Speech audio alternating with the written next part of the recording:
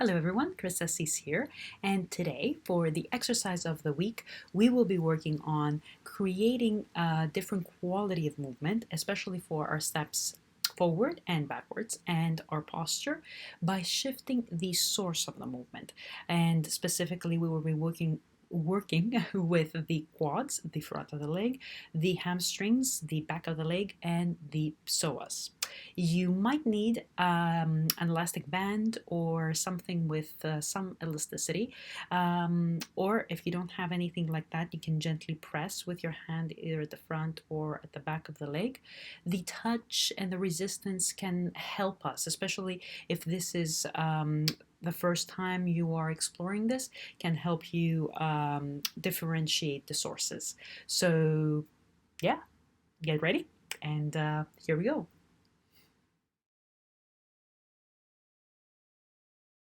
So let's start with activating the quads. And if you have your band, or even if you're pressing with your hand against your thigh, basically what we want to do is we don't want to turn off any other muscles. So we don't want to inhibit on the action of other muscles, but we want to start the movement from the quads. And of course, that's of course for the free leg.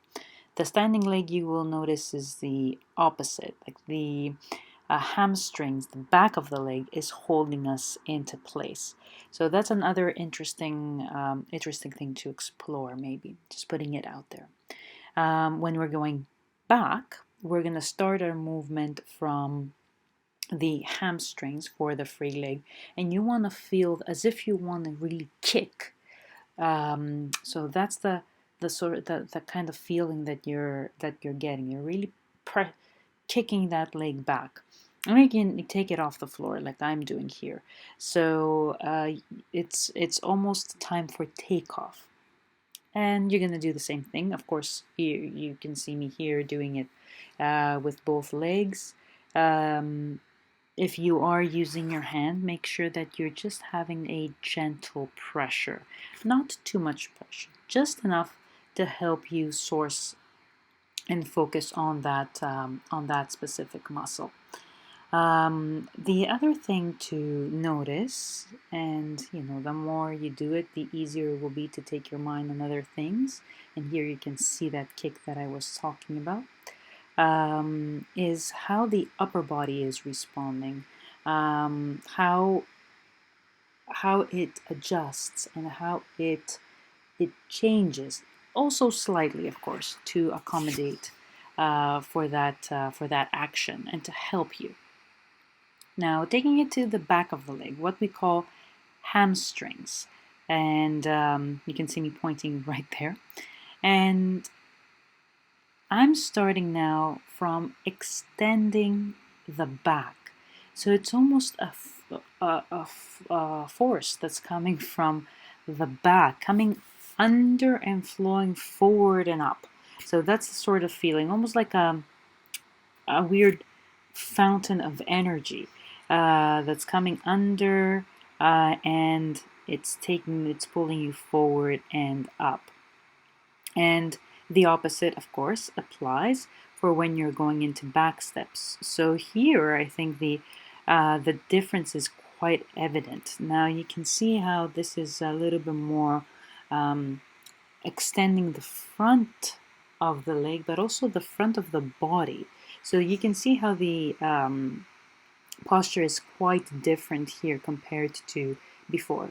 And we also want to take our minds in the standing side, the standing leg. So here we are extending through the back for the free leg, and we are holding ourselves in place through the hamstrings there on the standing leg. So it's quite interesting how the two legs are also communicating and helping each other out, sort of, in this exercise. And here too, you're extending through the front of the leg, through the front of the body, and you're holding on the other side through the front. And now, the psoas. You can place your hands in your pockets like I'm doing if you have pockets. Again, a very gentle pressure. The psoas is a very interesting and mighty muscle, and it hugs our hip and goes all the way up where our thoracic spine changes to the lumbar spine. So um, it is a muscle that connects the upper and the lower body, and it is very close to where the diaphragm is. So you will be feeling, and you can see it in the movement here, that the leg is hanging from the upper body, and that's a very interesting feeling. And you can see it how all of a sudden everything is just moving together, and it's not a very clean cut, straightforward, straight lines, square movement. On the contrary, it's curvy, and it is you know, almost like a figure, like an infinity structure on various planes. Let's put it that way.